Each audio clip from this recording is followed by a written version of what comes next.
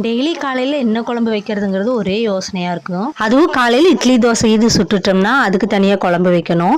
இன்றைக்கி காலையில் நான் கத்திரிக்காய், உருளைக்கிழங்கு, தக்காளி, 2 வரமிளகா, அப்புறம் கொஞ்சமாக பெரிய வெங்காயம் போட்டு குக்கரில் வச்சுட்டேங்க. அதே குக்கரில் மதிய சாம்பாருக்கு பாசிப்பருப்பு வறுத்து வச்சா அது வேகிறதுக்கு உள்ள ஒரு கப்பில் போட்டு மூடி போட்டு வச்சுட்டேன். இந்த மாதிரி வைக்கிற டைமில் காலையில் அவசரமாக சமைக்கிறப்ப நம்ம வேலையும் மிச்சமாகும். இது இல்லாமல் பருப்பு சாம்பார் வச்சாலும் நம்ம நிறைய வைக்கிற மாதிரி இருக்கும். இந்த மாதிரி காய் போட்டு செஞ்சிட்டோம்னா காலையில் சட்னி ஈஸியாக செஞ்ச மாதிரி இருக்கும். பருப்பு நல்லா வந்துச்சு, காய்களும் நல்லா வெந்துருச்சு. ரொம்ப சிம்பிளாக செய்யக்கூடிய சட்னி தான். கடைசியில் ஒரு மத்து வச்சு கடைஞ்சி எடுத்துக்கிற தாளிப்பும் கொடுத்துட்டோம்னா சூப்பரான சட்னி ரெடி ஆயிரும். உருளைக்கிழங்கு போடுறோம்னா கத்திரிக்காய் மட்டும் போடுற டைமில் மிக்கும்.